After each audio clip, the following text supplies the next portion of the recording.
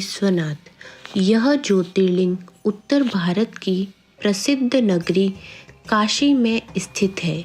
इस नगरी का प्रलय काल में भी लोप नहीं होता।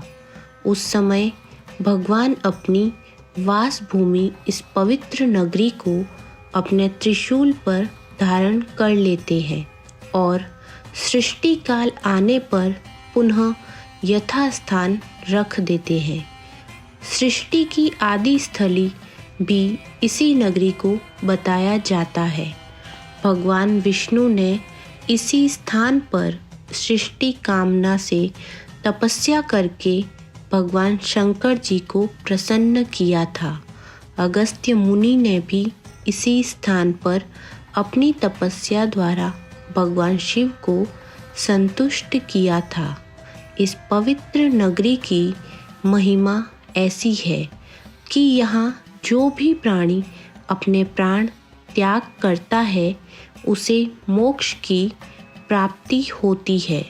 भगवान शंकर उसके कान में तारक मंत्र का उपदेश करते हैं। इस मंत्र के प्रभाव से पापी प्राणी भी सहज ही भवसागर की बाधाओं से पार हो जाते हैं। विषयों के आसक्त अधर्मी व्यक्ति भी यदि इस काशी क्षेत्र में मृत्यु को प्राप्त हो तो उसे भी पुनः संसार बंधन में नहीं आना पड़ता। मत्स्य पुराण में इस नगरी का महत्व बताया हुआ है और कहा गया है कि जब ध्यान ज्ञान रहित तथा दुखों से पीड़ित मनुष्यों के लिए काशी ही एकमात्र परम गति है।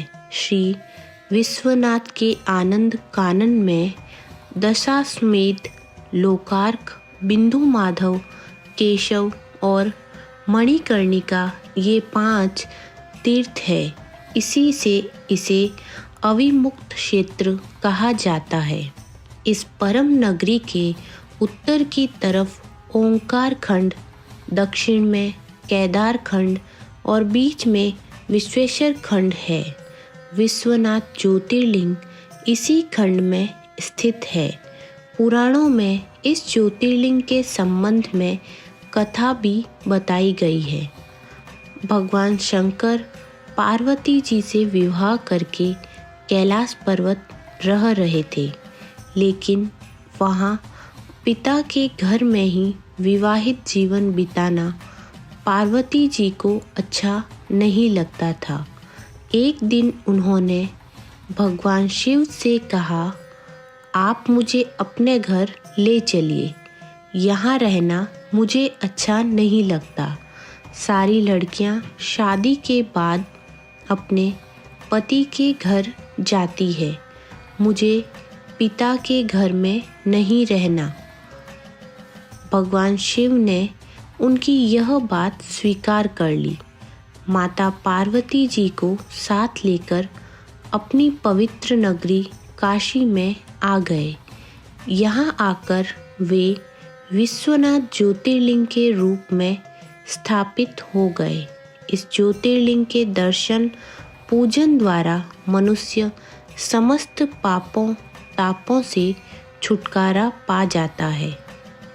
प्रतिदिन नियम से श्री विश्वनाथ के दर्शन करने वाले भक्तों के योग क्षेम का समस्त भार भगवान शंकर अपने ऊपर ले लेते हैं।